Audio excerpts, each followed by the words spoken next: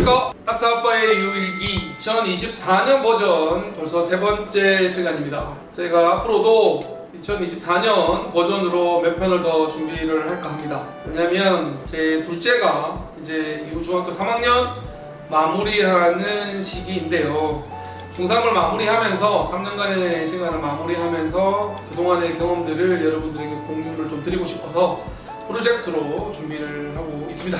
자, 오늘 세 번째 시간은 학교 생활에 관련된 질문이네요. PD님 질문 주세요.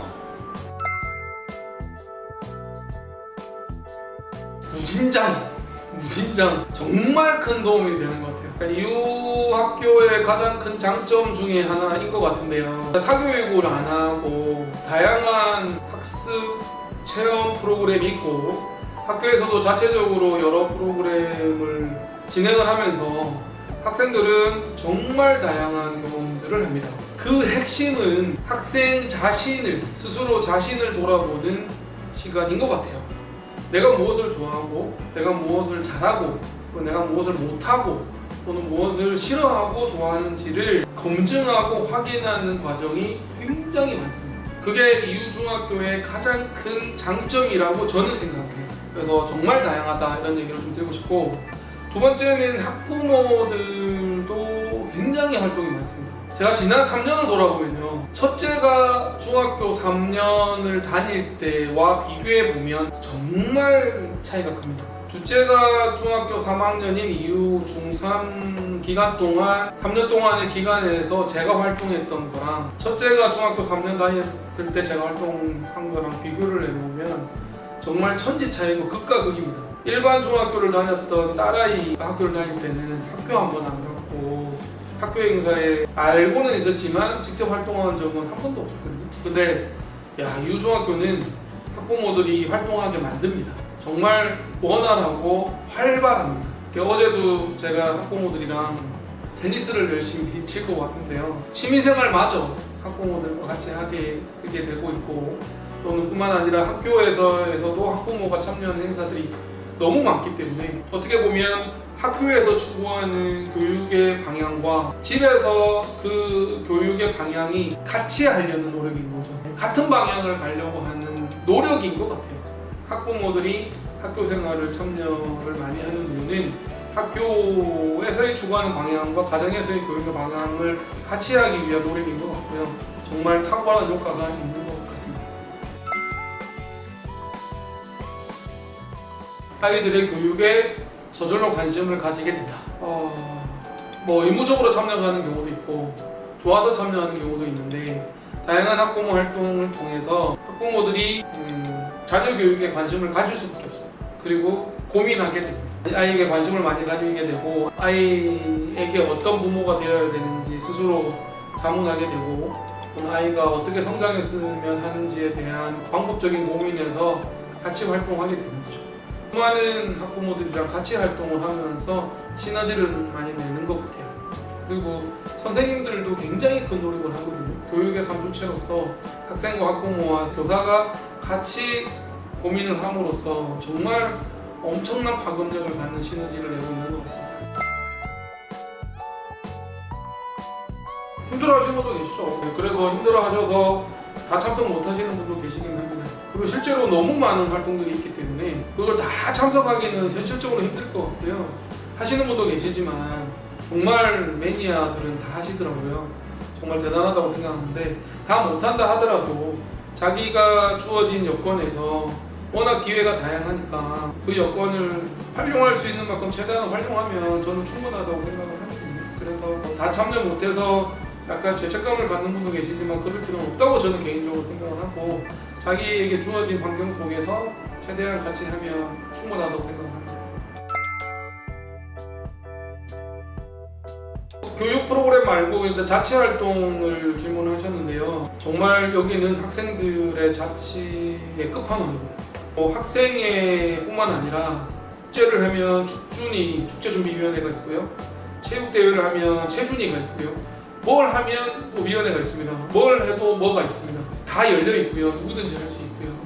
그리고 또 학생들이 이렇게 대표를 뽑아서 또 학생들의 의견을 전달하는 기구체도 있고요. 전체 총학도 있고요. 거의 네, 조직이 하여튼 대단합니다. 그래서 다양한 활동들에 참여할 수 있고 또 자치 활동뿐만 아니라 자치적으로 하는 동아리도 되게 많은 것 같아요. 그래서 연극도 하는 팀도 있고 댄스 하는 팀도 있고 도서 하는 팀도 있고 이렇게 많고 그래서 자체적으로 하는 동아리 활동도 되게 많고 교육과정 끝나고 나서 학생들이 학교에 남아서 자체적으로 활동하는 게 되게 많거든요. 그래서 보통 9시나 10시까지 학교에 남아서 많이 뭔가를 합니다. 뭔가를 하고 자체적으로 움직이고 자체적으로 프로그램을 진행하고 그런 경우도 있고 학생들이 필요하면 교사한테 도움을 청하기도 하는데 자치기구 활동은 정말 대단한 것 같아요. 이거 웬만한 데보다 훨씬 수준급입니다. 제가 교육 과정을 다 일일이 말씀드리는 거는 시간적으로 한계도 있고 또 저보다 훨씬 더 잘 아시는 분이 계시기 때문에 기회가 되면 이런 책을 통해서 소개를 해드릴 텐데요. 제가 인상적이었던 것만 몇 가지 말씀드리면 일단 1학년 때 나바시가 있었어요. 그래서 나를 바라보는 시간. 그래서 나바시라는 프로젝트가 아이들에게 끊임없이 네가 좋아하는 게 뭐고, 네가 잘하는 게 뭐고, 네가 하고 싶은 게 뭐냐를 질문하고 실제로 그거를 하게 만들죠. 재밌는 건 실패를 해도 된다고 얘기를 해요. 잘하는 걸 하라고 얘기하는 게 아니라 좋아하는 걸 하라고 얘기를 하고요. 그 성과가 결국 안 나와도 괜찮다고 얘기를 합니다. 그러니까 실패해도 괜찮아, 뭘 해도 괜찮아, 학교는 안전한 곳이야 라고 안심을 시켜주는 게 1학년 때 가장 큰 핵심 가치인 것 같아요. 그 이외에 이제 방학 때마다 자기 탐구라고 해서 자기가 하고 싶은 거를 찾아서 해보게 되는 거죠. 저희 둘째 같은 경우에도 방학 때마다 달랐던 것 같아요. 이때는 이거 하고 저 때는 저거 하고 이렇게 스스로 하고 싶은 걸 정해서 스스로 하고 스스로 평가하고 또 기회가 되면 그 결과를 공유하는 자리를 갖는 거거든요.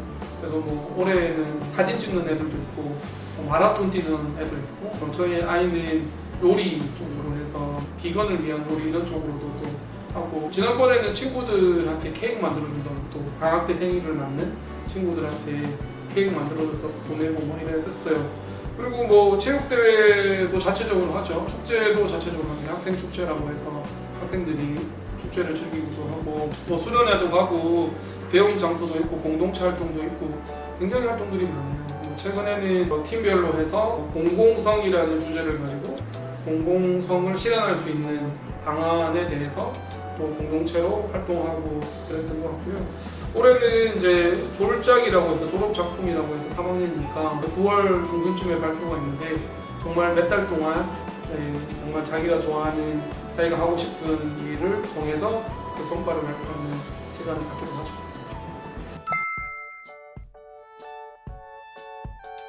설마 없겠습니까? 왜 없겠습니까? 항상 갈등이라는 건 두 관계가 건강하기 때문에 생기는 거라고 생각을 합니다. 제일 무서운 건 무관심이죠.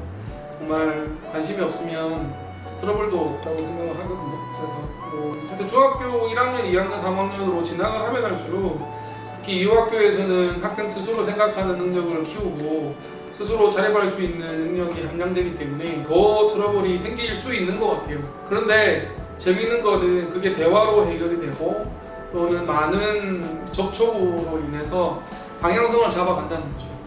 소위 완전히 문 확 닫고 아빠랑 얘기 안 해 이런 상황은 없다는 거죠. 자꾸 의견 갈등은 있고 의견 충돌은 있지만 그 대립을 어떻게 해결할 것인가에 대한 그런 방안까지 같이 강구된다는 게 가장 큰 차이점인 것 같습니다. 너무 좋죠. 네, 너무 좋습니다. 선후배 관계가 너무 좋고 건강한 관계이죠. 요즘에 중학교 3학년인 제 둘째가 이제 선배한테 어떤 걸 하냐면 졸업한 선배가 수학을 가르쳐줘요. 사교육이 없다고 그랬잖아요. 그런데 친구들끼리 스터디 그룹이 있고 마치고 같이 공부하고 이런 게 있거든요. 그래서 한참 이제 수학이든 과학이든 영어든 끝나고 나서 아이들끼리 모여서 서로 가르쳐주고 서로 공부하는 스터디 그룹이 있어요. 근데 자체적으로 하는 거고요. 이제 선후배 관계를 물어서 든 생각인데 그 졸업한 선배가 둘째뿐만 아니라 몇 명하고 그런 관계를 갖고 있는 것 같아요. 그래서 가르쳐줘요. 수학을 가르쳐줘요. 수학이 재밌다는 걸 가르쳐주고 수학을 공부하는 방법을 가르쳐주고 그래서 흥미를 갖게 해요. 그래서 아이가 둘째가 되게 좋아하거든요. 그리고 얼마 전에는 이제 이후 중학교가 고등학교로 진학을 해야 되니까 이후 고등학교로 진학할 수도 있지만 다른 고등학교로 진학할 수도 있잖아요. 졸업하는 선배들이 와서 고등학교에 대한 얘기를 해줘요. 이후 고등학교 간 선배 또는 다른 고등학교를 간 선배들이 와서 막 얘기를 해주거든요. 굉장히 돈독하고요. 저희 첫째가 19기거든요. 지난주에 저희가 이후 학부모들끼리 한 6가족이 테니스 모임에서 1박 2일로 갔어요. 첫째도 같이 갔거든요. 가족끼리 가는 거라서. 첫째가 19기니까 둘째가 23기잖아요. 그래서 19기 선배님이라고 23기들이 엄청 좋아하더라고요. 그만큼 선배라고 하면 후배들한테 챙겨주고 도움을 줄 수 있는 존재로 확인이 되고 또 같이 동아리 활동을 하면 이 중학교 1, 2, 3학년 같이 하니까 저희 둘째가 플래그 풋볼 동아리를 하는데 같이 이렇게 어우러져서 같이 교류하는 게 굉장히 많은 것 같아서 되게 좋습니다. 그래서 막 근엄 있고 막 지도 편달하고 이런 관계는 아니고요.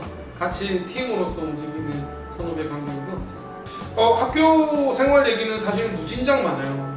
사실 못다한 얘기들이 많은데 자세한 거는 출간된 책이나 또는 출간될 책에서 또 기회가 되면 여러분들이 학교 생활에 대해서 접할 수 있는 기회를 갖도록 하겠습니다. 이후 얘기로 또 찾아뵙겠습니다. 이후 학교는 강력 추천드립니다.